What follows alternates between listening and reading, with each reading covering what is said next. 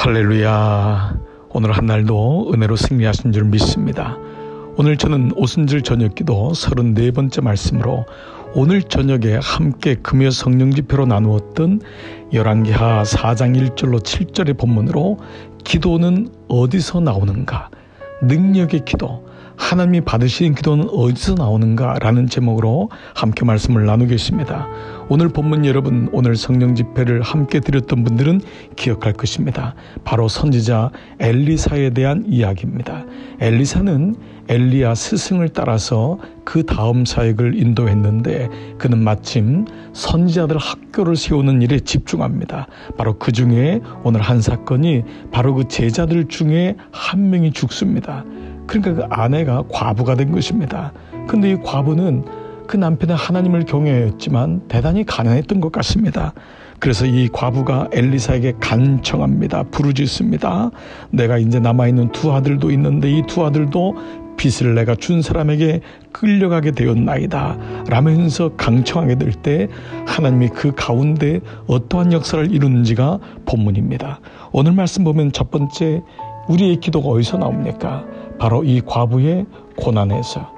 진정한 기도는 배고픔에서, 고난에서, 목마름에서 나옴을 잊으시면 안 됩니다. 물론 하나님이 우리의 환경을 좋게 만드실 때도 영적인 가난, 영적인 목마름을 가지고 후대하심의 그 마음을 가지고 있는 사람은 늘 기도의 자리로 나갈 수 있지만, 그러나 본질적으로 그것이 환경이든 내면적이든 영적인 배고픔, 영적인 갈망에서 나오는 것입니다.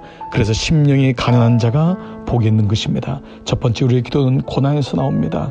이 과부는 지금 남편도 없어졌고 두 아들도 끌려가게 되었습니다. 그런데 그는 여기서 멈추지 않습니다. 오히려 이것을 기도의 약재료로 삼습니다. 그렇습니다. 하나님은 우리를 구원하기 위하여 우리의 삶에 아픔을 주고 고난을 줍니다. 그러나 그 고난이 끝이라고 하는 분은 고난 가운데 파묻힙니다. 그렇지 않습니다. 그것을 약재료로 선한 하나님의 인도하심으로 깨닫는 자는 부르짖어 나갈 수 있는 것입니다. 두 번째로, 우리의 기도의 능력은 어디서 나옵니까? 바로 내게 남아있는 것, 바로 예수의 이름. 내게 바로 예수의 이름, 금과 음은 없지만 예수의 이름을 주노니라고 했던 베드로의 고백처럼 오늘 이 여종은 뭐라고 말합니까? 계집종의 집에 기름 한 그릇 외에는 아무것도 없나이다. 엘리사가 너 집에 뭐가 있냐 했더니 기름 한 그릇 외에는, 여기 이 말의 기름이란 것은 쉐멘이라고 하는 단어인데요. 올리브 기름, 관유, 특별히 관유, 이 관유라는 것은 성소의 등대에 불을 밝힐 때 쓰는 것이 관유입니다. 그런데 이 쉐멘이란 말은 예수님이 겟세마네 동산에 가셨을 때 겟세마네란 말이 쉐마네이라고 하는 단어인데요.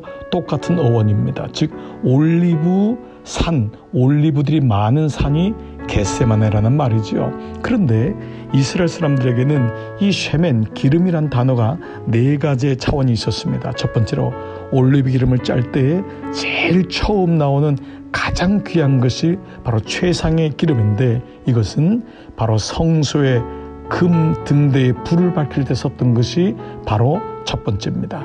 그리고 두 번째 나오는 것을 먹는 것, 식용으로 썼고요. 세 번째 나오는 것을 등잔불로 자기 집을 밝혔고, 네 번째는 몸을 씻는 비누로 만들었습니다. 자, 그런데 이 쉐멘이라는 단어가 쓰여진 것이 바로 성소의 등대인데 등대의 기름으로 썼다. 그래서 우리가 보통 기름을 붓다라고 하는 말이 바로 이 마샤흐라고 하는 또 다른 히브리 말인데요. 이 마샤흐에서 나온 말이 바로 마시아흐라고 하는 그리스도란 말입니다. 그래서 그리스도가 기름 부음 받은 자, 즉 기름이 있는 자, 기름이란 것이 바로 쉐멘이라고 했죠. 가장 최상급 성소의 불을 밝히는 주님이 나의 인도자가 되시고 내 발의 등이 되십니다 라고 말하는 그 의미가 그리스도가 기름 부음 받은 자란 의미입니다. 오늘 이 여인이 계집종의 집에는 기름 한 그릇 외에는, 어찌 보면 표면적인 가난을 얘기하는 것 같지만 이 말의 구속사적인 의미를 생각한다면 나에게는 예수님밖에 없습니다. 내게는 성전의 등을 밝힐 그것밖에 없습니다. 그가 보기엔 작은 거였지만 바로 그 믿음을 보고 엘리사가 그에게 그릇을 빌려오라 하면서 그 집에 기름이 끊이지 않고 부어지는 역사가 이루어졌던 것입니다.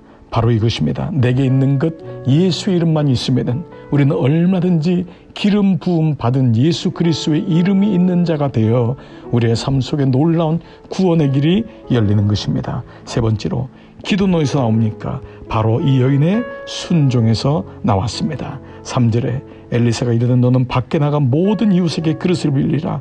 빈 그릇을 빌리되 조금 빌리지 말고 많이 빌리라는 것입니다. 그래서 그대로 많이 빌려옵니다. 그래서 놀랍게도 기름을 부어서 찾는 대로 옮겨 놓으니 계속해서 다 찼다고 했습니다. 6절에 그래서 다 찬지라. 그릇이 없나이다라고 아들들이 했을 때 비로소 기름이 그쳤습니다. 무엇입니까?